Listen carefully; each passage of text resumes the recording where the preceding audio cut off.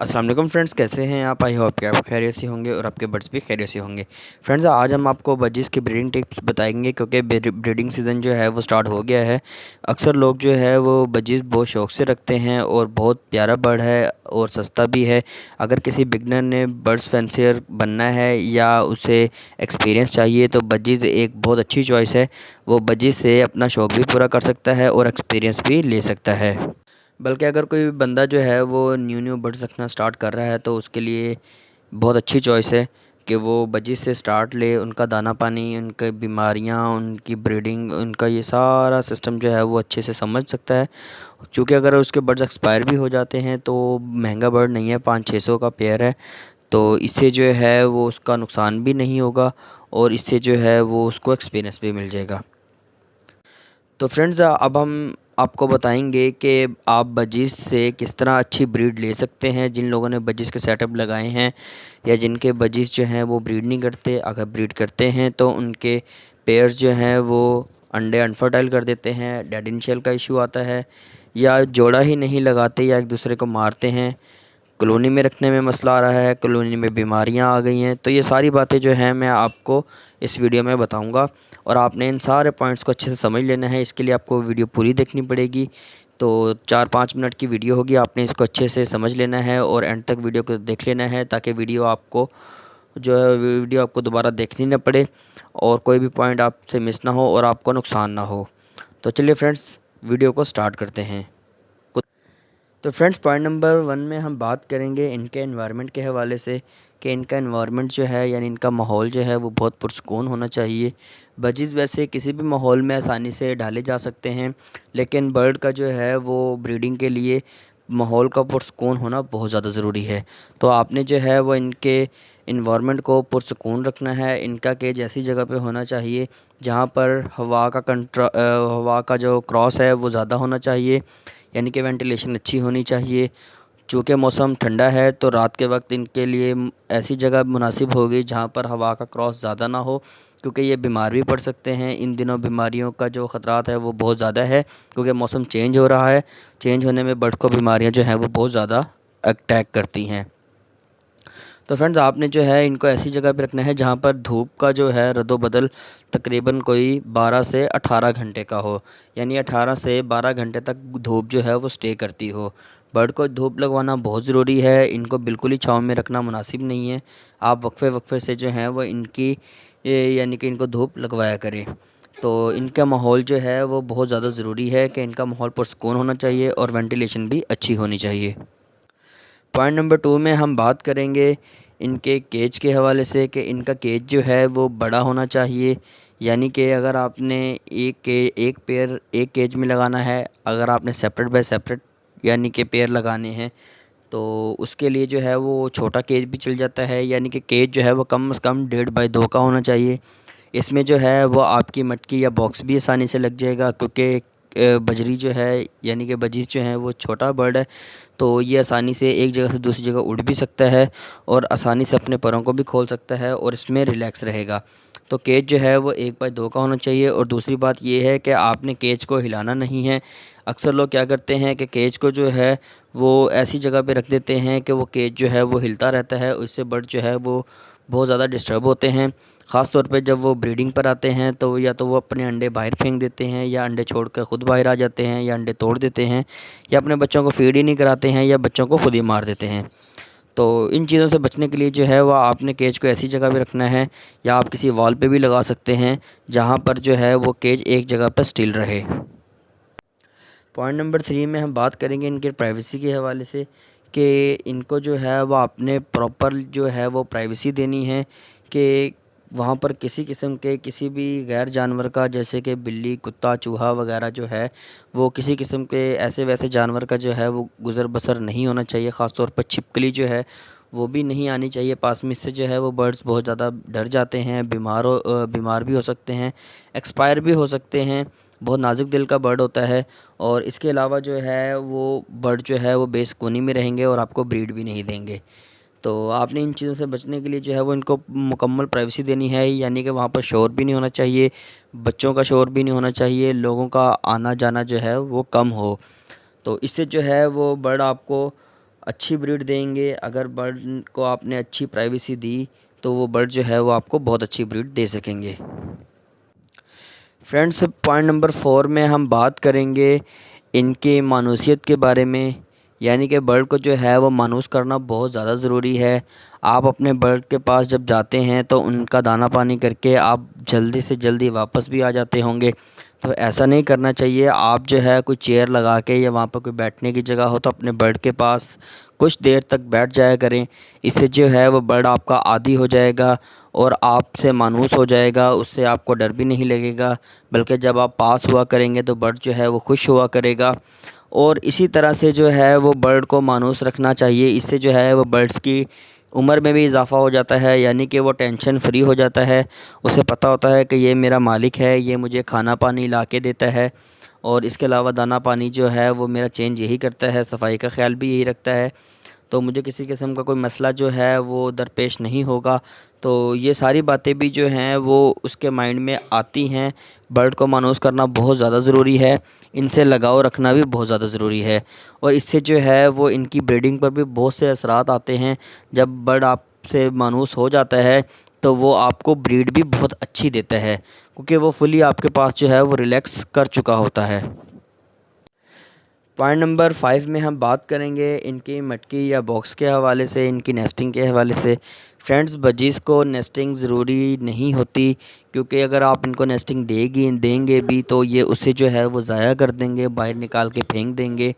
ये अपनी नेस्टिंग ख़ुद से बनाता है, अपनी बिठों से जो है वो अपनी नेस्टिंग को बनाता है और उसको मुकम्मल तौर पर जो है वो मटकी को चेक भी कर लेता है कि ये हिल रही है या नहीं रही है। तो ये सारे काम जो है वो ख़ुद ही करता है। आपने सिर्फ खाली इनको मटकी लगानी है या बॉक्स लगाना है। बॉक्स ज़रा एक्सपेंसिव हो जाता है, लेकिन बॉक्स के जो है वो बहुत ज़्यादा फ़ायदे भी हैं कि ये अंडे जो हैं वो बॉक्स से बाहर नहीं फेंक सकते और इससे जो है जगह भी थोड़ी खुली मिल जाती है, उससे बच्चे एक्सपायर होने का ख़तरा भी कम होता है। लेकिन मटकी में भी ब्रीड इनकी ली जा सकती है, क्योंकि छोटा बर्ड है तो मटकी में भी आसानी से ब्रीड कर सकता है। लेकिन आपने एक चीज़ का ख़ास ख्याल रखना है कि इनकी जो मटकी है या बॉक्स है आपने केज के इस हिस्से में लगानी है कि वहाँ पर वो हिले नहीं बिल्कुल भी, क्योंकि जब इनके बॉक्स या मटकी हिल जाते हैं तो ये अपने अंडे ज़ाया कर देते हैं या बर्ड डर के बाहर आ सकता है और पता चले कि वो उसने बच्चे निकाले हुए हों और वो दोबारा बॉक्स या मटकी में जाए ही ना, और इससे जो है वो बच्चे जो हैं वो एक्सपायर हो जाएं। तो आपने इस चीज़ का भी ख़ास ख्याल रखना है कि इनकी मटकी या बॉक्स जो है वो एक जगह पर स्टिल होने चाहिए। पॉइंट नंबर 6 में हम बात करेंगे इनकी डाइट प्लान के हवाले से।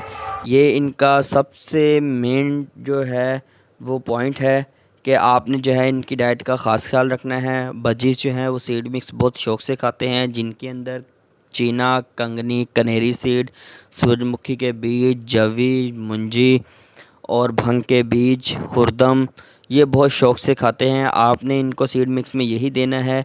गोल कंगनी, लाल कंगनी, मोटी कंगनी भी आप दे सकते हैं, क्योंकि ब्रीडिंग सीज़न है, सर्दी आ रही है, तो ये गर्म डाइट है और आपने जो है इनको गर्म डाइट ही देनी है।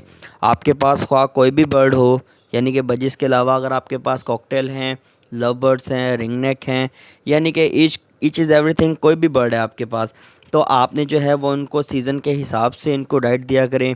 ये नहीं होना चाहिए कि आप सर्दियों की खुराक उन्हें गर्मियों में दे रहे हैं और गर्मियों की खुराक जो है वो सर्दियों में दे रहे हैं। इससे जो है वो बर्ड बीमार हो सकते हैं, बल्कि एक्सपायर भी हो सकते हैं।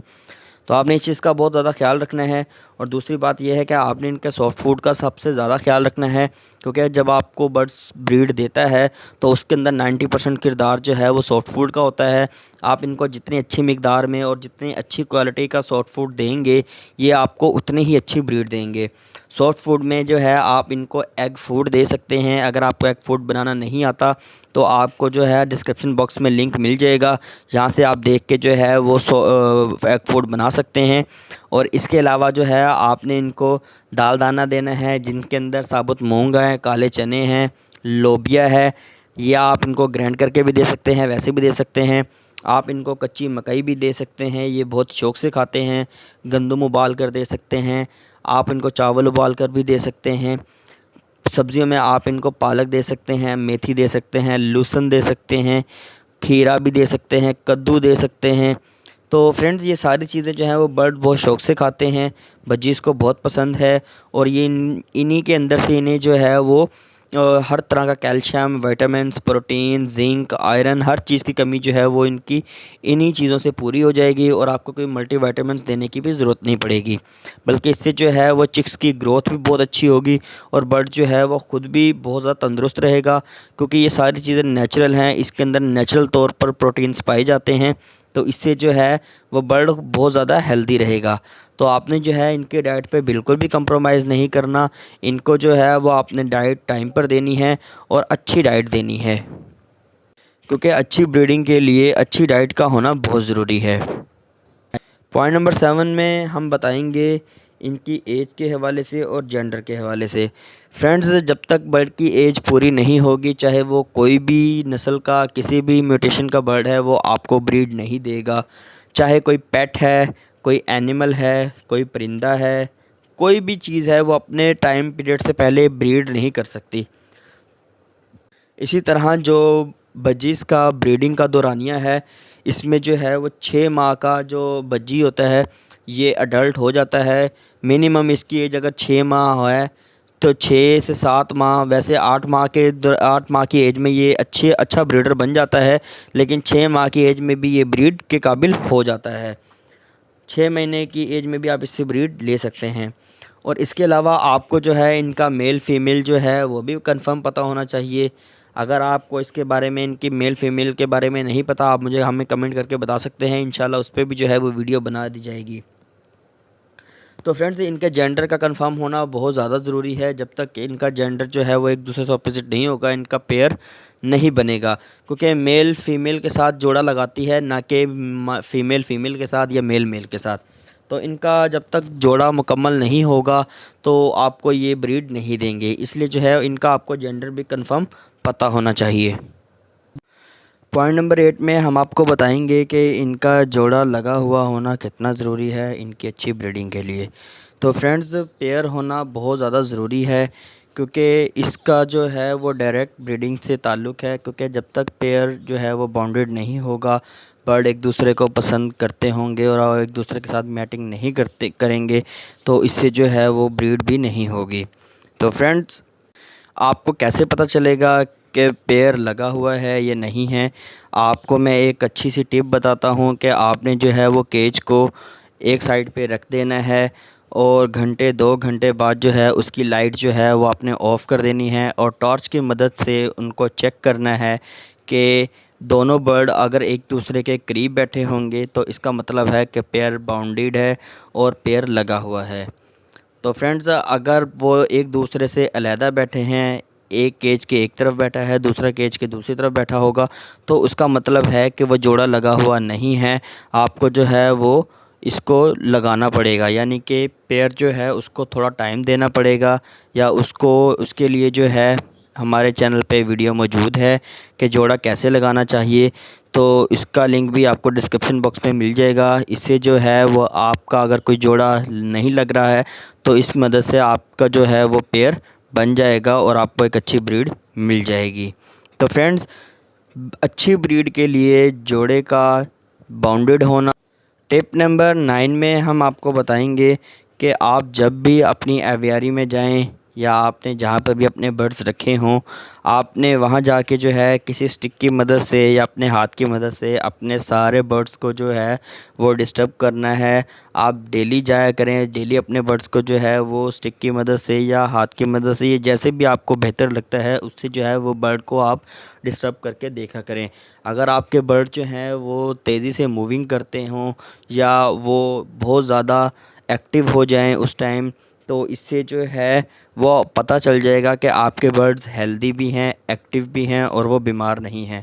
अगर आपके छेड़ने के बावजूद बर्ड एक जगह कोने में बैठा रहे, पर फुला के बैठा हो, ख्वाह वो वैसे बैठा हो, तो इसका मतलब जो है वो बर्ड आपका बीमार है।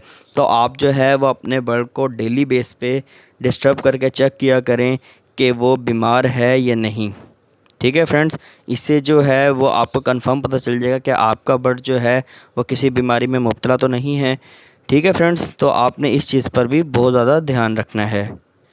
तो फ्रेंड्स, अब हम बात करेंगे पॉइंट नंबर 10 की, और ये हमारा लास्ट पॉइंट है। इसमें हम आपको बताएंगे कि आपने बजीज़ की कॉलोनी लगानी है या उनको सेपरेट रखना है। फ्रेंड्स, बजीज़ जो हैं वो बहुत ही इजी बर्ड होते हैं, वो किसी भी माहौल में अपने आप को एडजस्ट आसानी से कर लेते हैं। यानी कि अगर आप उनको सेपरेट केज में 1 बाय 1 पेयर करके लगाना चाहते हैं तो उसमें भी ये आपको अच्छी प्रोग्रेस दे देंगे। अगर आप कॉलोनी लगाना चाहते हैं, आपके पास जगह का मसला है, तो ये आपको कॉलोनी में भी बहुत अच्छी ब्रीड दे देंगे। तो फ्रेंड्स, आप जो है इनको कॉलोनी में जैसे मर्ज़ी एंगल से आप इनकी मटकियाँ या बॉक्स लगा दें, ये आपको वहाँ पर भी अच्छी ब्रीड दे देंगे। अगर आप इनको सेपरेट केज में लगाएंगे तो उसमें भी ब्रीडिंग अच्छी मिल जाएगी। लेकिन अगर आप चाहते हैं कि आपको 100% रिज़ल्ट मिले, कि आपके बर्ड जो हैं वो आपको बहुत अच्छे चिक्स दें, क्योंकि फ़र्ज़ करें अगर कॉलोनी में आपके बर्ड जो हैं आपने 10 पेयर लगाए हैं तो वो आपको हर क्लच में 20 बच्चे दे रहे हैं, और आप चाहते हैं कि वो 20 से 30 बच्चे दें, तो उससे जो है वो आपको बर्ड को जो है वो 1 बाय 1 केज में सेट करना पड़ेगा। क्योंकि कॉलोनी में ऐसा होता है कि जब एक मेल फ़ीमेल को क्रॉस कर रहा होता है तो दूसरे मेल जो है वो आकर उनकी मैटिंग को ख़राब करते हैं, एक दूसरे से जेलस की होने की वजह से। तो इस वजह से जो है वो उनकी मैटिंग ठीक से हो नहीं पाती। इसमें है जो है वो काफ़ी अंडे अनफर्टाइल भी निकल आते हैं, और इस वजह से जो है वो अगर 5 अंडे देती है फ़ीमेल इस सूरत हाल में, तो उसमें से जो है वो 3 बच्चे या 2 बच्चे निकल आएंगे, बाकी के अंडे ख़राब हो जाते हैं।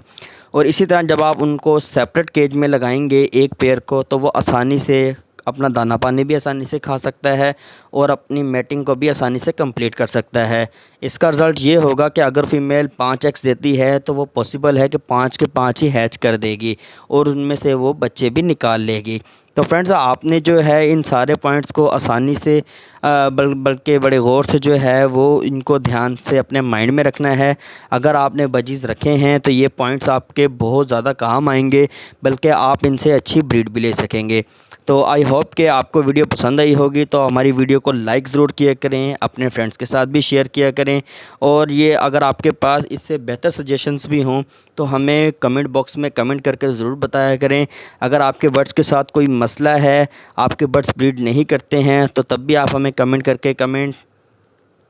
करके जो है वो आप हमें बता सकते हैं। हम कमेंट का रिप्लाई जो है ज़रूर देंगे, और उस पर भी एक और अच्छी सी वीडियो आपको बनाकर देंगे, उसके अंदर आपका नाम भी मेंशन करेंगे। तो आई होप कि आपको वीडियो पसंद आई होगी। मिलते हैं इंशाल्लाह एक नए टॉपिक के साथ एक नई वीडियो में। तब तक के लिए इजाज़त दीजिए। अल्लाह हाफिज़।